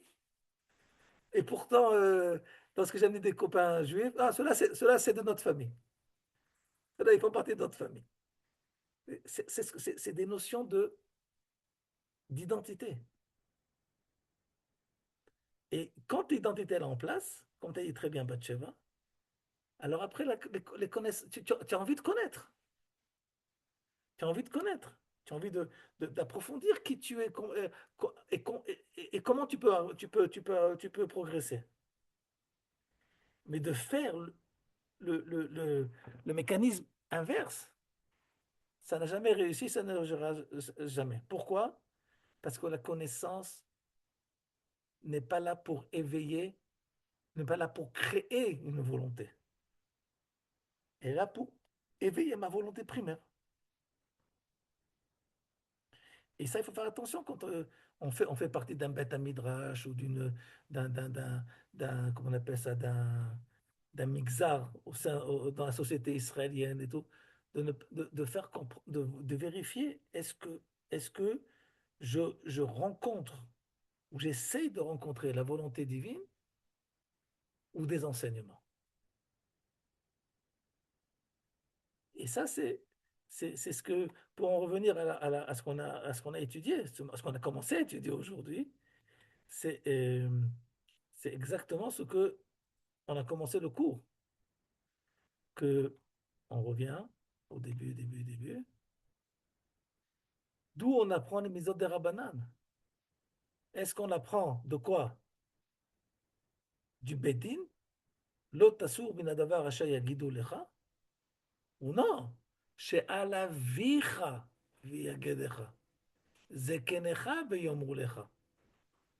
Par qui passe, par qui passe, imaginez-vous que vous vivez dans une maison et que lorsque vous avez eu 10 ans, 15 ans, il y a une nouvelle décision des parents à la maison.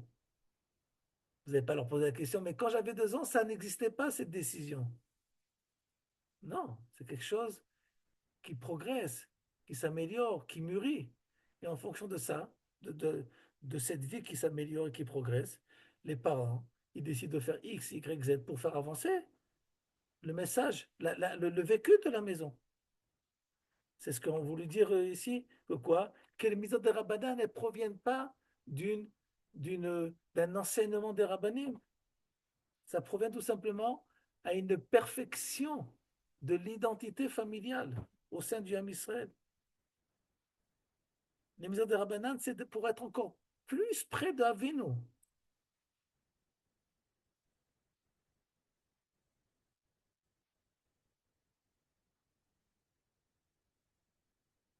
Et pour en finir, remarquez bien que lorsqu'on parle de tchouva, à qui on s'adresse? Tous les jours. Shivenu avinu le Toratecha. Qui c'est qui peut nous aider à progresser au niveau Torah, au niveau Tchouva, ah bah, parce que chez les parents, on peut tout le temps revenir. Chez les profs, les rabbins, le côté familial qui n'existe pas crée problème. Voilà, j'ai fini pour Hanouka. Ça, c'est Hanouka. Si vous avez encore des questions ou pas, Bakacha, il n'y a aucun problème. Il faut juste poser la question. Donc en Moi, fait, juste. ah, Ah, pardon. Vas-y. Vas-y. ouais, c'est une petite question, moi, mais du coup, si je veux résumer, Hanouka, c'est pour nous apprendre qu'il faut renforcer en fait l'identité. Même si ça se passe entre un rabbin et son élève ou entre un prof et son élève, ce qu'il faut, c'est faire passer l'identité avant je ne Et- saurais pas dire avant quoi, mais La non, non, mais quantité. non, d'abord, c'est vrai ce que tu dis, mais, mais continue jusqu'au bout. Que l'essentiel des acteurs de cette action que tu viens de dire, c'est la maison. Mhm. Ok. Ça veut dire que ça doit se passer à la maison. À la Donc, maison et centré sur l'identité. d'accord. Et quand ça ne peut pas se passer à la maison pour mille et une raisons, le mari travaille trop, je vais vous raconter quelque chose. Je vais vous raconter quelque chose il y a un type extraordinaire à Jérusalem qui s'appelle Arav Berliner. Il est aussi psychologue comme ça. Il s'occupe beaucoup de problèmes de couple et d'adolescents qui ont des problèmes. Et il raconte que quand il s'occupe d'adolescents, 90% des cas, à un moment, le problème de l'adolescent, et ça rencontre une relation, peut-être que j'exagère à 90%, mais souvent avec le papa. Alors qu'est-ce qu'il fait? Il convainc, il appelle le papa pour avoir une discussion avec lui, pour connaître le papa, pour agir le fils. Il lui a dit voilà ça, ça et ça. Et donc il convoque le papa et il dit, et je vous rappelle, c'est un type qui travaille dans le milieu religieux, ok? Et il raconte que, a priori, à chaque fois, il entend le même refrain, que pourquoi le papa n'a pas de relation avec son enfant? Parce qu'il est extrêmement occupé. Il peut être extrêmement occupé parce qu'il est Rosh Shiva. Il est extrêmement occupé parce qu'il est dans ses affaires et qu'il rentre très tard le soir. En deux mots, il est occupé. Chacun est occupé à sa manière. Et il nous raconte il a essayé de plusieurs fois de faire parler, de faire comprendre au papa en question que leurs filles ont besoin d'eux. Mais il se dit, mais il me dit, Pitom, il te raconte, il est un peu comme ça, cynique. Il dit, Pitom, ils sont tous mahmirim. C'est-à-dire, les types, ils veulent tellement gagner leur vie qu'ils sont prêts à rentrer à des heures impossibles pour le bien-être de la famille, et ainsi de suite. Bon, alors il a dit, il dit le rôle d'un psychologue, c'est surtout pas de convaincre, surtout pas de contredire le patient, parce que sinon il le perd. Il faut trouver une solution dans sa situation. Et leur dit, voilà, j'ai une solution pour vous. Et pour répondre aux besoins de votre enfant et vos envies. Est-ce que tu es capable de donner par jour 1 heure, 2 heures de ton temps pour tes enfants? Alors, le type, il dit, bien sûr, monsieur, c'est aucun problème. 1 heure, 2 heures de mon temps, je suis prêt à le donner. Il n'y a aucun problème. Et à partir de maintenant, tu rentres tous les soirs à 7 heures. Tu rentres à la maison à 7 heures. Tu es avec tes enfants jusqu'à 9 heures. Et tu as jusqu'au lendemain à 7 heures le soir pour faire ce que tu as à faire. Mais 2 heures, tu les donnes entièrement à ta famille. C'est des choses qu'il ne faut pas pourquoi. C'est de comprendre que euh, de, la carrière, c'est une notion grecque, occidentale. La notion de carrière, de vouloir réussir, j'aime pas Même cette. carrière dans le monde de la yeshiva, vous voulez dire. Bien sûr, mais bien sûr, je dois être équilibré. Et que, de la même façon que j'ai une mitzvah d'étudier la Torah, qui est extrêmement centrale. J'ai besoin de m'occuper de mes enfants. Pas parce que c'est pas parce que c'est pas parce que c'est une ordonnance, c'est parce que c'est à travers eux que je vais découvrir une autre volonté divine de celui qui m'a dit qu'il faut que je sois papa ou maman, ainsi de suite. Et s'il faut, je vais dire s'il faut, malheureusement, il faut utiliser ces termes. OK? Euh, le Rav Soloveitchik, il raconte qu'une des images qu'il a ancrées dans sa tête, c'est son grand-père, le Rav Chaim de Brisk. Rav Chaim de Brisk était une sommité, OK? Qui se mettait à quatre pattes pour le prendre sur ses épaules comme un chevalier sur un cheval. Il dit les gens, ils connaissent Rav Chaim de Brisk comme l'Avdil de Einstein de la Torah. Et moi, je me rappelle de mon grand-père comme celui qui jouait avec moi sur le tapis de la maison. Et c'est ça. Vous avez vu, vous avez déjà vu un prof de fac de philosophie chinoise qui va jouer au football avec ses étudiants? Peut-être à la fin d'année pour faire plaisir. Mais ça fait pas partie, ce n'est pas un élément du message.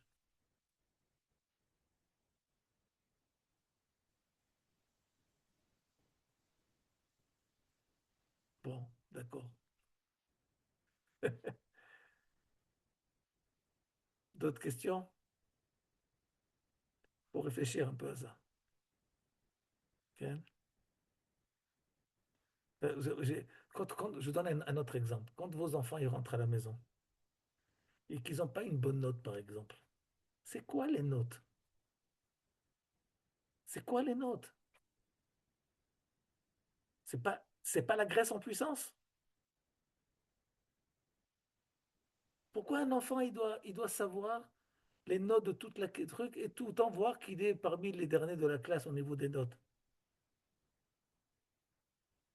Comment, comment, comment ça peut, comment tu peux lui faire aimer qui il est, cette fameuse Torah, si on a un chronomètre de judaïsme entre les mains? On ne se rend pas compte de ce qu'on fait. Tu vois, quand j'étais j'ai réussi à faire ça seulement pendant 2 ans, j'étais une fois enseignant dans une yeshiva tichonite. Et j'ai demandé au Rosh Yeshiva d'arrêter parce que tous les dimanches, il y avait Mifran Gemara. Et j'arrivais pas à faire comprendre au Rosh Yeshiva que ça casse tout. C'est le peu de relations que tu peux avoir avec eux, le simple fait que chaque dimanche, tu leur fais un examen et tu leur donnes un note du Mifran de la semaine dernière, tu commences mal la semaine. Alors, j'ai dit, laisse-moi faire quelque chose et tu vas voir que chez moi, il y a pas de Mifran. J'aurais dit, voilà, on va faire un accord. Parce que Misrad Achinour, il leur faut des notes. Alors, j'ai dit à mes élèves, vous allez vous donner une note chaque semaine. Mais la note, elle n'est pas simplement de ce que vous connaissez, mais de ce que vous êtes. Cheshbon Nefesh, de 1 à 100. Moi aussi, je vous donne une note. Moi aussi, je vous donne une note. S'il y a une différence entre vous et moi de 5 points, la note la plus haute, c'est celle qui marque, celle qui est comptée. S'il y a plus de 5 points, il y a deux solutions. Soit vous acceptez ma note, soit vous faites un mifran. Mais je vais vous dire la vérité, à part les 2 ou 3 rigolos qu'il y avait chaque fois, parce qu'il y en a tout le temps comme ça, chacun savait se donner la note qui valait exactement. Mais vous donniez par rapport à quoi la note? Par rapport à ce que je voyais, pas par rapport à ce qu'il connaissait, mais au niveau de qui il est en cours. Qu'est-ce qu'il est, ce monsieur? C'est ça qui C'est encore m'intéresse. plus dur. D'accord. Mais si je voyais admettons, je prends un cas extrême, il comprend rien, ok? Mais il essaye, il est complètement investi. Il ne comprend pas, c'est des gmarottes cachottes. Alors parce que Kadosh Baruch Hu, il lui a pas donné un IQ fort, je vais lui mettre un 60. Pourquoi? Moi, une fois, un de mes enfants, il est rentré du Talmud Torah, il a une mauvaise note, et je sais qu'il a préparé impeccable. Je lui ai dit, Chaboubi, pour moi, tu as 100. Ton prof, il n'a pas compris que tu dois avoir 100. Alors, il est allé dire à son prof, papa, il a dit que j'ai eu 100. Bon, c'est une autre histoire. Enfin, il a dit que vous avez rien compris. Alors, ça, je vous dis, l'école, elle a son système, c'est le système grec. Oui, mais c'est dur de vivre euh, un- tout un système parallèle. Enfin, ça veut dire dire à mon enfant pendant toute sa scolarité, t'es le meilleur. Parce qu'on ne sait pas faire autrement. Non, c'est même pas que faire. Même si demain je me dis, ça veut dire il y a un moment donné, on vit N'enseigne dans une pas à être le société. meilleur. N'enseigne pas à être le meilleur. Enseigne à être le meilleur de lui. Oui, non, mais au Oui. final, technique, ça veut dire, j'ai Il y a même un l'impression qu'il faut proverbe, un stylo. il y a même un proverbe sur ça. La caravane passe et Jésus crie. Laisse-les crier. Quand ils crient, c'est pas grave. Mais il faut que ton fils ou ta fille, ils sentent que tu sais voir en eux le meilleur d'eux-mêmes. Mais ça, c'est vrai aussi pour les matières de mathématiques, par exemple. Nahor, Ah, tu as entièrement raison. Mais au moins c'est plus important au niveau de ce qui est censé forger son identité. Au moins ça.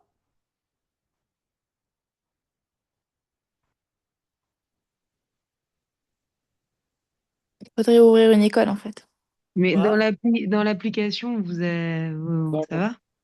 Je me suis fait renvoyer de Shiva Basso, vous en faites pas. Parce que ça Non, m'a mais ça m'a vous fait avez vu peur que ça parce qu'ils m'ont dit, faisait ses preuves, ils m'ont dit tout ce que c'est ta vous... parole contre la nôtre, on n'a pas d'examen. J'ai fait bon, j'ai compris que j'étais pas fait pour le système. Mais il y a des endroits où vous êtes fait pour le système, vous pensez? Ah, ça, c'est une autre question. Non, non, je Dans parle quel là pays? dans la. Non, je sais pas, j'ai À part l'impression que secours. c'est. C'est ça. Non, mais Non, j'ai l'impression que tout ça s'appelle moi je rêve d'un pays, d'un ministère de l'éducation, que la seule chose qu'ils font, c'est d'enseigner le Khol, le Kodesh, interdiction. Tu veux du Kodesh facultatif dans le quartier, au Beth Knesset, le rabbin à la maison. à la maison, ainsi de suite. Parce que Pourquoi? Pourquoi? ça fait plus de victimes qu'autre chose. Ça Waouh. fait plus de Parce désastres que, qu'autre chose. parce que c'est mal fait. Parce que c'est mal fait. Comme il dit le Rav Yaakovson, peut-être que vous devriez un petit peu écouter les cours de Ouais. c'est important. Il dit si vous saviez le nombre de chilonim qui sont habillés à dati que je fréquente et que je rencontre, vous auriez peur. Vous auriez peur.